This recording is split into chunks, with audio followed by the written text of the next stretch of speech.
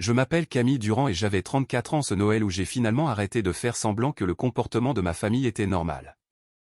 Je me souviens être resté debout dans la salle à manger de mes parents, fixant la table comme s'il s'agissait d'un décor de cinéma minutieusement mis en scène, avec une nappe immaculée et la porcelaine fine qu'on ne sortait que 2 fois par an. Des bougies placées avec une précision presque obsessionnelle. Ma mère planifiait Noël depuis début novembre et elle s'assurait que tout le monde le sache, nous rappelant heure par heure tout le travail qu'elle avait fourni, à quel point elle était épuisée et la chance que nous avions d'être là. Tout semblait chaleureux et aimant en surface, mais en dessous, il y avait cette tension familière, sourde et constante, comme un fil électrique défectueux bourdonnant derrière les murs.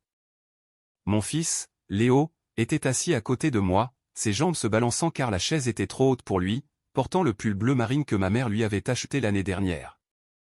Celui-là même dont elle s'était plainte plus tard en disant qu'il coûtait trop cher pour le peu de reconnaissance qu'elle recevait. Il avait à peine parlé de la soirée, ce qui à lui seul me disait que quelque chose n'allait pas, ses yeux dérivant constamment vers le centre de la table où trônaient les sablés, gros, saupoudrés de sucre et légèrement craquelés sur le dessus.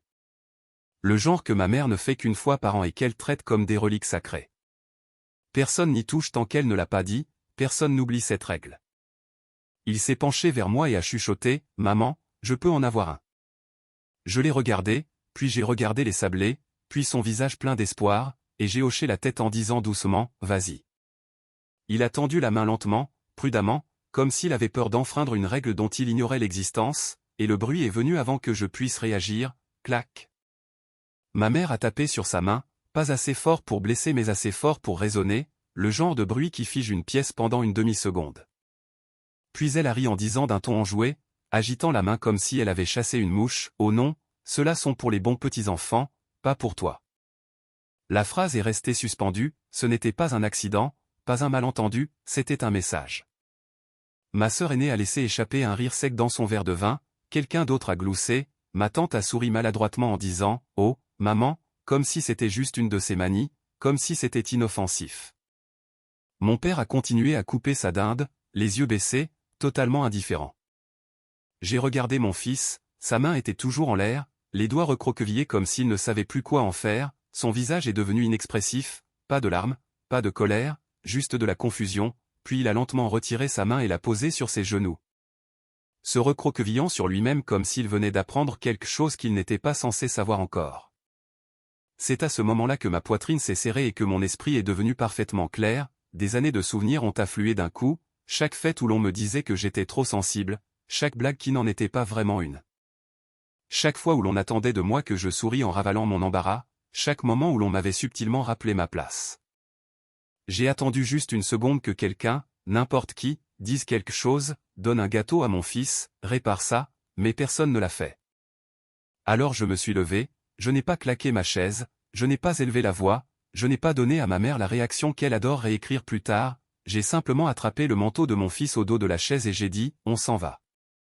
Le silence s'est brisé immédiatement, ma mère a pouffé en disant de ne pas être dramatique, ma sœur a ajouté que c'était juste une blague, ma tante a dit nerveusement de ne pas gâcher Noël.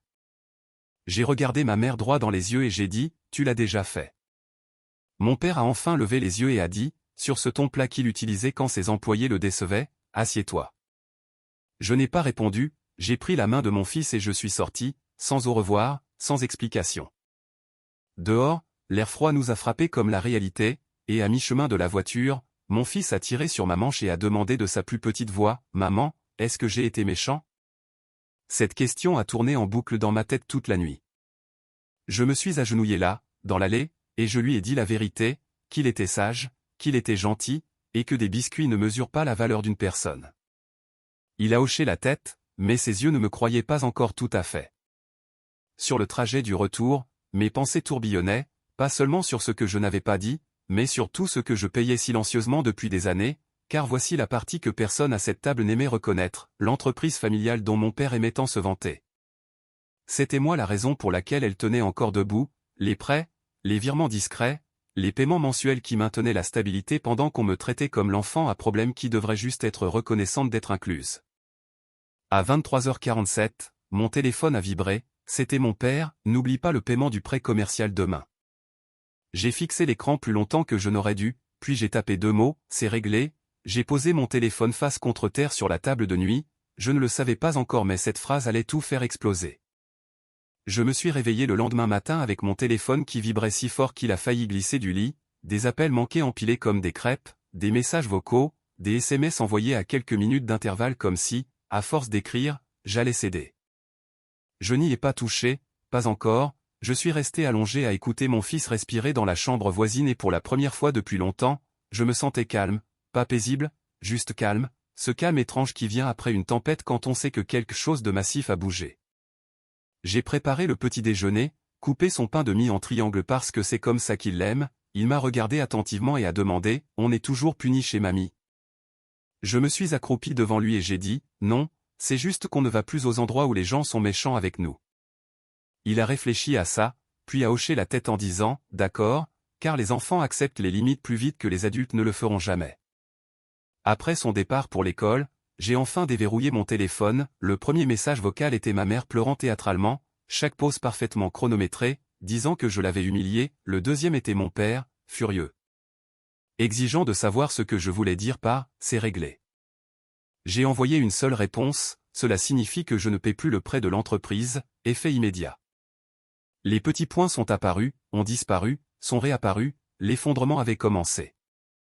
Le téléphone a sonné moins de 10 secondes après l'envoi de ce message, je n'ai pas répondu, je l'ai posé sur le comptoir de la cuisine et je l'ai regardé vibrer jusqu'au silence, puis il a sonné encore et encore, mon père, ma mère, ma sœur, différents numéros, même urgence. Je me suis versé un café dont je ne voulais pas et j'ai attendu qu'il refroidisse, et quand j'ai finalement décroché, je n'ai pas dit bonjour, j'ai mis le haut-parleur et laissé le bruit remplir la pièce. Qu'est-ce que ça veut dire, a aboyé mon père, tu ne peux pas juste décider un truc pareil du jour au lendemain. J'ai répondu calmement, du jour au lendemain. Ce n'est pas du jour au lendemain, c'est juste la première fois que j'arrête de l'ignorer. La voix de ma mère a coupé, tranchante et essoufflée, tu es incroyablement cruel après tout ce qu'on a fait pour toi. Et voilà, la phrase gravée dans mon enfance, tout ce qu'on a fait pour toi, comme si l'amour était un livre de contes. Tout, ai-je demandé, comme classer les petits-enfants? Comme rire pendant que mon fils était humilié? Elle a pouffé, oh s'il te plaît, tu déformes tout, les enfants ont besoin d'apprendre, tout n'est pas pour eux. Quelque chose s'est durci en moi et j'ai dit doucement, il a appris quelque chose, juste pas ce que tu penses.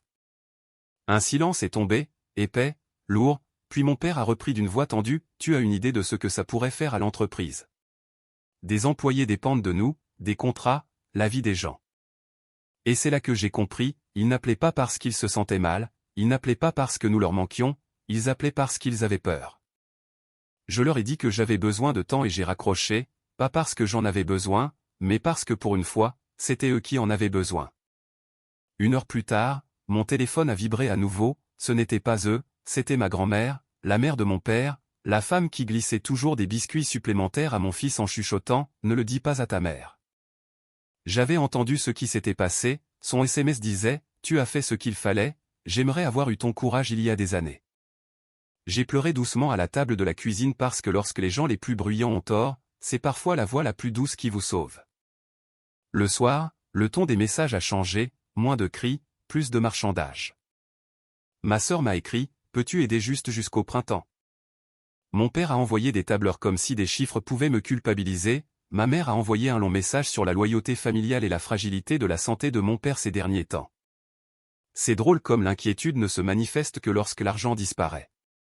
Quelque part au milieu de tout ça, une réalisation terrifiante s'est installée, ils avaient besoin de moi bien plus que je n'avais jamais eu besoin d'eux. Cette nuit-là, je suis allé me coucher en sachant que j'avais toutes les cartes en main, et ça les effrayait plus que tout. Le lendemain matin, on a frappé à la porte tôt, trop tôt. Je n'avais même pas fini mon café quand je l'ai entendu, familier, persistant, pas poli, pas agressif, confiant. J'ai ouvert la porte et ma mère se tenait sur le porche, tenant une boîte en fer rouge de sablé de Noël, les bons biscuits. L'ironie a failli me faire rire. Elle a dit doucement, trop doucement, je les ai faits pour toi, tes préférés. Pas ceux de mon fils. Je ne me suis pas écarté, je ne l'ai pas invité à entrer, je suis resté exactement où j'étais, bloquant l'entrée. Elle a dit en essayant de regarder derrière moi, je veux juste parler, mon petit-fils me manque. C'est là que tout est devenu clair. J'ai demandé, il te manque? Ou c'est l'accès à lui qui te manque? Son visage a changé juste une seconde, et cette seconde m'a tout dit. Elle a soupiré, tu donnes à tout cela bien trop d'importance, ton père est très stressé, retirer le prêt comme ça pourrait vraiment lui faire du mal. Toujours pas d'excuses, toujours aucune mention de la gifle. J'ai demandé directement, pourquoi as-tu dit ça à mon fils? Elle a cligné des yeux, dit quoi? Cette fausse innocence, la même avec laquelle j'avais grandi. J'ai dit, tu sais exactement quoi. Elle a agité la main avec dédain, oh, ça, tu es encore fâché pour ça? J'ai répondu oui. Elle a haussé les épaules, les enfants doivent apprendre leur place. C'était là, clair, indéniable. J'ai dit, on a fini ici. Ses yeux se sont écarquillés, tu ferais vraiment ça pour un petit moment insignifiant? J'ai répondu, un moment pour toi, un souvenir fondateur pour lui. Elle s'est redressée, offensée, alors maintenant tu choisis ça plutôt que ta propre famille. J'ai soutenu son regard, je choisis mon enfant comme ma famille. Puis j'ai fermé la porte. Je me suis appuyé contre après, le cœur battant, pas de doute, mais de clarté. Plus tard cet après-midi-là, mon téléphone a sonné à nouveau, cette fois c'était ma sœur Valérie. Sa voix n'était pas en colère, elle était nerveuse, je dois te dire quelque chose, a-t-elle dit rapidement, avant de perdre mon courage. Papa t'a menti. Je me suis assise. Elle m'a dit que l'entreprise n'était pas seulement en difficulté, elle coulait, que l'argent que je versais chaque mois n'allait pas là où je le pensais, pas dans la croissance, pas dans la stabilité, il couvrait les désastres de mon frère Julien, ses dettes de jeu, ses entreprises ratées. Ses renflouements silencieux. On ne m'avait jamais rien dit parce que j'étais fiable, parce que je ne dirais pas non, parce que j'étais plus facile à manipuler qu'à affronter. Je n'étais pas laide, j'étais le bouclier. J'ai raccroché en tremblant, pas de peur, mais d'une rage si propre qu'elle en semblait chirurgicale. Cette nuit-là, après que mon fils se fut endormi, un message est arrivé de mon père, pas en colère, suppliant, je t'ai laissé tomber, j'aurais dû te protéger, s'il te plaît, ne laisse pas tout s'effondrer. Je l'ai lu et relu. Voici le rebondissement qu'il n'avait jamais prévu, je n'essayais pas de tout brûler. J'ai répondu une fois, on parlera en personne, à mes conditions. Ils pensaient qu'ils allaient négocier de l'argent, ils n'avaient pas réalisé qu'ils allaient négocier le pouvoir. Nous nous sommes rencontrés 2 jours plus tard, terrain neutre, un petit café près de l'autoroute où personne ne se sent important, pas de photos de famille au mur, pas de souvenirs incrustés dans les meubles. Juste des tables stratifiées et le bourdonnement sourd d'étrangers s'occupant de leurs affaires. Je suis arrivé en avance, j'ai commandé un thé que je n'ai pas touché, j'ai choisi une table près de la porte. Je n'avais pas amené mon fils, ce n'était pas une réconciliation, c'était la réalité. Ils sont entrés ensemble, déjà coordonnés. Ma mère avait l'air parfaitement apprêtée, maquillage impeccable, posture raide, menton levé comme une armure. Mon père semblait plus vieux que dans mes souvenirs, plus petit, comme si quelqu'un avait finalement enlevé le poids de ses épaules et qu'il ne savait pas comment se tenir sans. Pas d'embrassade, pas de politesse. J'ai dit avant qu'il ne puisse parler, je ne suis pas là pour discuter et je ne suis pas là pour être convaincu, je suis là pour expliquer ce qui change.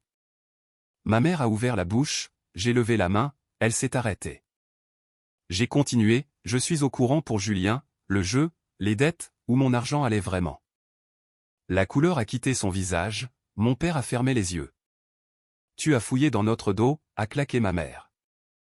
J'ai dit calmement, il y a une différence, j'ai écouté quand quelqu'un a enfin dit la vérité. Mon père s'est raclé la gorge, on comptait te le dire. J'ai demandé, quand? Avant ou après que tout s'effondre? Pas de réponse. Puis il a dit doucement, ton frère ne sait pas que tu sais. J'ai laissé échapper un rire bref et sans humour, bien sûr que non. Ma mère s'est penchée en avant, baissant la voix comme s'il s'agissait d'une négociation, quelles que soient les erreurs commises, cela ne change pas le fait que nous avons besoin d'aide. C'était encore là, le besoin, toujours le besoin, jamais la responsabilité. J'ai posé ma tasse, voici comment ça fonctionne maintenant. Ils se sont tous deux raidis. Ai-je dit, je ne reprends pas le prêt. Ni temporairement, ni plus tard, jamais. Ma mère a inspiré brusquement, les épaules de mon père se sont affaissées. 2. Ai-je continué, mon fils n'est plus disponible pour les blagues, les comparaisons ou les leçons sur sa place. Si jamais vous lui parlez comme vous l'avez fait à Noël, c'est fini complètement. Ma mère a ricané, tu prends ton enfant en otage. J'ai dit d'un ton égal, non, je suis son parent. Et 3, ai-je ajouté en me penchant, si j'aide de quelque manière que ce soit à l'avenir, ce sera transparent, et ça commence par des excuses à mon fils en personne. C'est là que ma mère a perdu son calme, je ne m'excuserai pas auprès d'un enfant, c'est absurde. La ligne était tracée. Je me suis tourné vers mon père, c'était son moment. Il a fixé la table pendant un long moment, puis il a dit doucement, elle mérite des excuses. Notre petit-fils aussi. Ma mère s'est tournée vers lui comme s'il l'avait trahi, tu prends son parti maintenant. Il a dit, je prends mes responsabilités, j'aurais dû le faire il y a des années. Je ne m'étais pas préparé à ça, à ce qu'il choisisse de grandir. Ma mère s'est levée brusquement, sa chaise raclant bruyamment le sol, si tu la laisses déchirer cette famille. Mon père a dit doucement, je l'ai déjà fait en restant silencieux. Elle est sortie sans se retourner. Le café semblait plus calme après ça. Mon père a dit, je n'attends pas le pardon, mais je veux bien faire les choses pour une fois. Je ne lui faisais pas entièrement confiance, mais je le croyais assez pour laisser le temps parler. Les semaines ont passé, ma mère n'a jamais repris contact, pas d'excuses, pas de réflexion, juste le silence, douloureux mais clair. Mon père m'a surprise, il n'a pas demandé d'argent, il ne s'est pas plaint, il s'est juste montré prudent, des appels téléphoniques au début, de vraies questions. Un soir, il a dit, je ne veux pas réparer ça vite, je veux le réparer bien. Finalement, il est venu, juste lui, il a apporté une lettre pour mon fils, il s'est agenouillé et s'est excusé face à face. Mon fils m'a regardé et a demandé, alors, je ne suis pas un mauvais petit-fils? Non, a dit mon père, tu ne l'as jamais été. Puis mon fils a penché la tête, je peux avoir des sablés maintenant? Nous avons ri, d'un vrai rire. Ce moment n'a pas effacé le passé, mais il a changé l'avenir. Mon père a géré son gâchis sans me le refiler, ma mère est restée à l'écart, et même si cela faisait mal, c'était aussi sa réponse. Voici ce que j'ai appris, s'éloigner ne détruit pas toujours les familles, parfois cela protège ceux qui comptent le plus. Fixer des limites n'est pas cruel, choisir son enfant n'est pas égoïste.